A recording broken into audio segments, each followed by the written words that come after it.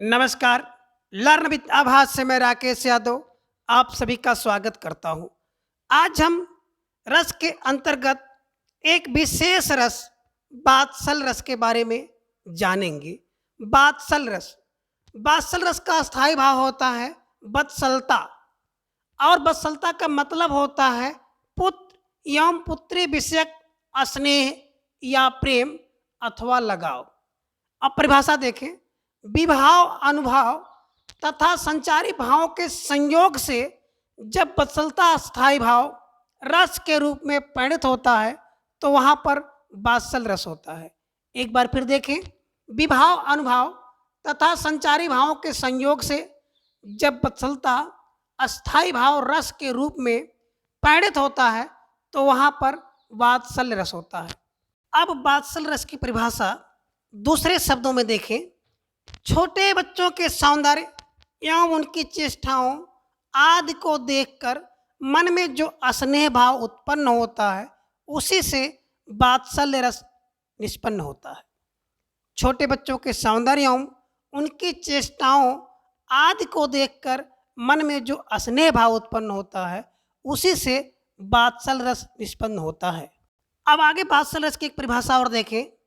वात्सल रस माता का पुत्र के प्रति प्रेम, बड़ों का छोटों के प्रति प्रेम, गुरु का शिष्यों के प्रति प्रेम, बड़े भाई या बहन का छोटे भाई या बहन के प्रति प्रेम स्नेह कहलाता है, और यही स्नेह होकर वात्सल रस कहलाता है।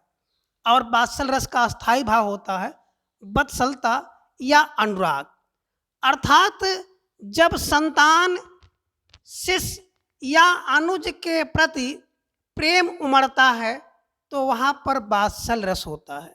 मोटे शब्दों में आप इस चीज़ को क्लियर कर लें कि जब संतान के प्रति, शिष्य के प्रति अथवा छोटे भाई के प्रति प्रेम उमड़ता है तो वहाँ पर वात्सल रस होता है। वात्सल्य रस के भेद, तो वात्सल रस के दो भेद बताए गए हैं। पहला है संयोग वात्सल्य रस और दूसरा है वियोग वात्सल्य रस। अब आगे देखें, संयोग वात्सल्य रस जब माता पिता के समीप रहते हुए पुत्र या पुत्री के प्रति स्नेह भाव उत्पन्न हो तो वहाँ पर संयोग वात्सल्य रस होता है। अब आगे देखें, वियोग वात्सल्य रस, इसके विपरीत जब पुत्र पुत्री के दूर होने की स्थिति में माता पिता की जो प्रेम विह्वलता होती है, माता पिता का जो स्नेह होता है, जो प्रेम होता है, उससे वियोग वात्सल्य रस निष्पन्न होता है या वियोग वात्सल्य रस उत्पन्न होता है या जागृत होता है। अर्थात जब माता पिता के समीप ना रहते हुए पुत्र या पुत्री के प्रति स्नेह भाव उत्पन्न हो तो वहाँ पर वियोग वात्सल्य रस होता है। अब उदाहरण देखें, कबहू ससिमागत आरि करे, कबहू प्रतिबिंब निहारी डरे, कबहू करताल बजाई के नाचत, मातु सबय मन मोद भरे, कबहू ऋषियाई कहे हटके, पुनलेत सोई जही लाग अरे, अवधेश के बालक चार सदा, तुलसी मन मंदिर में बिहरे। अब देखें, प्रस्तुत उदाहरण में महाकवि तुलसीदास जी ने बालक राम के बचपन की चेष्टाओं का वर्णन किया है कि बालक राम कभी चंद्रमा को मांगने की जिद करते हैं या चंद्रमा को पाने के लिए हठ करते हैं, तो कभी अपने प्रतिबिंब को देखकर डरते हैं और कभी अपने हाथों से ताली बजाकर नाचते हैं। इस प्रकार से इन सभी तरीकों से बालक राम सभी माताओं के मन को खुश करते हैं और कभी कभी रूठ कर किसी वस्तु को पाने के लिए जिद करके बैठ जाते हैं, और वो तब तक नहीं मानते हैं जब तक वह उस वस्तु को ना पा जाए जिसके लिए जिद किए हैं। तो महाकवि तुलसीदास आगे कहते हैं कि इस प्रकार से खेलते हुए राजा दशरथ के चारों बालक मेरे मन रूपी मंदिर में निवास करें। प्रस्तुत उदाहरण में कौशल्या आदि माताओं के मन में बालक राम के प्रति वात्सलता अस्थाई भाव जागृत हो रहा है, उत्पन्न हो रहा है, इसलिए इसमें वात्सल्य रस है। स्पष्टीकरण देखें, अगर हम अस्थाई भाव की बात करें तो वत्सलता अस्थाई भाव है।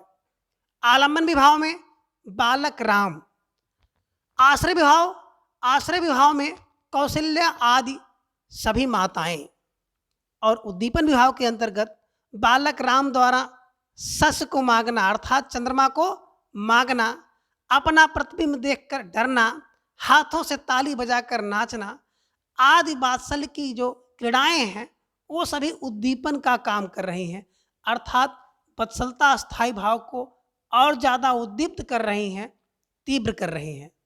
और अनुभाव के अंतर्गत जो माताएं हैं, इन सभी माताओं के हृदय में उल्लास भर जाता है, अर्थात इनका हृदय जो है उल्लास से भर जाता है। और संचारी भाव में गर्भ, हर्ष आदि संचारी भाव जागृत होता है।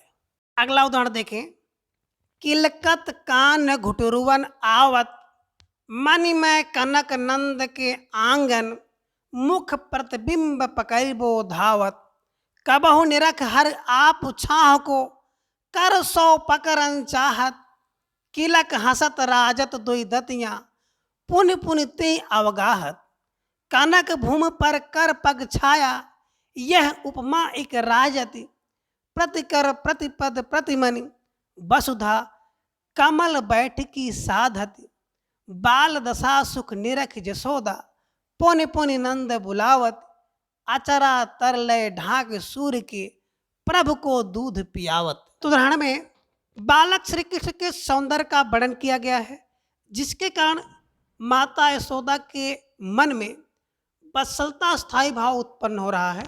इस कारण से इस उदाहरण में वात्सल रस है। अब इसका स्पष्टीकरण देखें। अस्थाई भाव, अगर हम अस्थाई भाव की बात करें तो वत्सलता अस्थाई भाव है, और वत्सलता का अर्थ होता है पुत्र पुत्री विषयक प्रेम, स्नेह या लगाव। आलम्बन विभाव बालक श्री कृष्ण, आश्रय विभाव माता यशोदा, और उद्दीपन विभाव की बात करें तो श्री कृष्ण का किलकारी मारना, घुटनों के बल चलना, अपनी छाया को पकड़ना और हंसना आदि उद्दीपन विभाव हैं। अनुभाव माता यशोदा का हृदय उल्लास से भर आना या उल्लास से परिपूर्ण होना अनुभाव है।